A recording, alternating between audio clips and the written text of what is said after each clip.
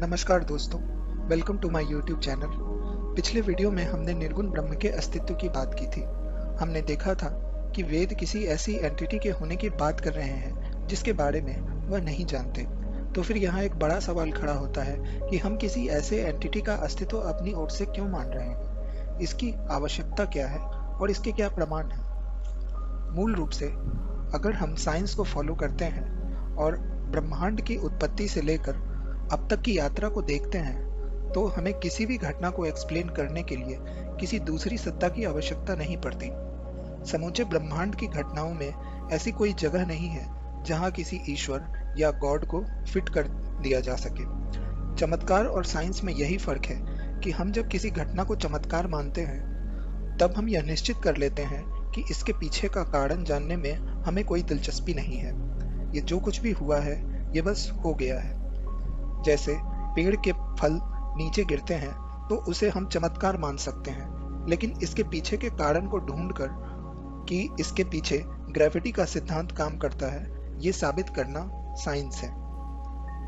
Science ये कहता है कि ब्रह्मांड में जो कुछ भी होता है वह नेचर के कुछ फंडामेंटल फोर्सेस की वजह से होता है, जैसे gravitational force, weak and strong nuclear force, electromagnetic force. Science nature को कोई कॉन्शियस बीइंग या चेतन सत्ता नहीं मानता, लेकिन फिर भी वह हमारे नेचर में इतनी शक्ति देखता है कि वह ये सारे काम अकेले ही कर लेती है, बिना किसी कॉन्शियस बीइंग की सहायता के। जहाँ तक लाइफ की बात आती है, तो हमारी स्वयं की चेतना केवल कुछ केमिकल रिएक्शंस का परिणाम माना जाता है, जैसा कि हम इस वीडियो में देख सकते हैं। The Hadean Earth was a melting pot of organic opportunity.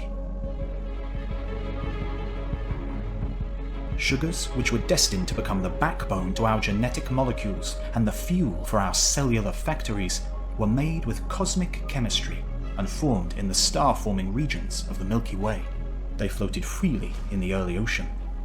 Nucleobases, too, simple nitrogen-containing compounds that, when combined, form the basis for information storage in our self-replicating molecules. The molecular language of life's instruction manual, a repeating pattern of 4 different nucleobases, encodes all the instructions for how to stay alive, grow, and reproduce. On the early Earth, they could have been a... ये भी सही है कि जब तक nature ने इस पृथ्वी पर जीवों की रचना की जो स्वयं को महसूस करने में समर्थ हुए, उसके पहले ही इसने इतने बड़े ब्रह्मांड की रचना कर दी थी जो कि किसी चेतन सत्ता के बस की बात नहीं थी, क्योंकि ये सब कुछ उसने अपने कुछ नियमों और फंडामेंटल फोर्सेस के आधार पर किया था। अब अगर हम वापस हिंदू धर्म की बात करते हैं, तो इसी नेचर को हम प्रकृति कहते हैं। इसके साथ ही हम प्रकृति को अचेतन भी मानते हैं, यानी कि प्रकृति में स्वयं की चेतना नहीं है और वह बिना चेतना के ही केवल अपने नियमों के आधार पर इतनी बड़ी सृष्टि की रचना कर सकती है, जिसमें प्रकाश भी एक छोर से दूसरे छोर तक ना पहुंच पाए। यहाँ तक हम साइंस से पूरी तरह सहमत हैं। लेकिन साइंस ने हमें कैसे का तो जवाब दे दिया, पर अगर हम ये पूछें कि क्यों ब्रह्मांड की उत्पत्ति क्यों हुई, तो साइंस के अनुसार ये एक बेतुका सवाल है जिसका कोई जवाब नहीं हो सकता।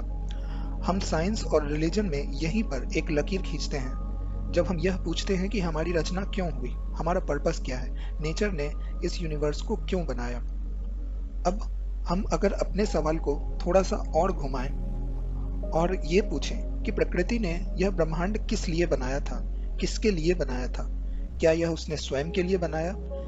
लेकिन क्योंकि वह स्वयं अचेतन है, यानी कि उसमें चेतना का अभाव है, इसलिए उसने यह अवश्य किसी अन्य के लिए निर्मित किया होगा। यानी यहाँ कोई दूसरी सत्ता है जिसके लिए प्रकृति ने इस संसार की रचना की। यहाँ फिर यह सवाल है कि दूसरे के लिए भी क्यों किया?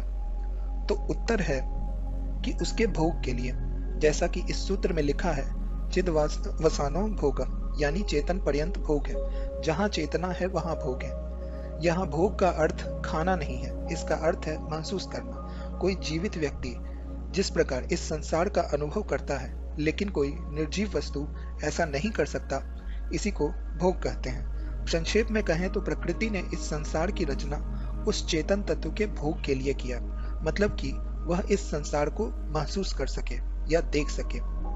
केवल इसी तर्क से हम उस चेतन सत्ता का अस्तित्व सिद्ध करते हैं, लेकिन उसके बारे में हम कुछ नहीं जानते। इसी को हम ब्रह्म या पुरुष कहते हैं। अर्थात पुरुष के होने का हमारे पास केवल इतना ही प्रमाण है कि प्रकृति के संसार को रचने का प्रयोजन उस चेतन सत्ता पर निर्भर करता है जो इसे भोग सके। इसके अलावा उस पुरुष के बारे में हम कुछ नहीं जानते। यही वेद वचन है। इसलिए लिंग पुराण में ऐसा लिखा है कि नित्य बुद्ध स्वभाव वाले शिव की दृष्टि मात्र से प्रकृति शैवी हो गई और सृष्टि के समय अव्यक्त स्वभाव वाली यह प्रकृति गुणों से युक्त हो गई। तो यहाँ यही अर्थ है कि प्रकृति जो प्रलय काल में अव्यक्त थी, वह ब्रह्म की दृष्टि के कारण गुणों से युक्त हो गई और उसने सृष्टि की रचना कर दी। तो इस प्रकार हम निर्गुण ब्रह्म का अस्तित्व सिद्ध करते हैं। ब्रह्म और पुरुष की चर्चा हम अगले वीडियो में करेंगे। यह वीडियो देखने के लिए आपका धन्यवाद।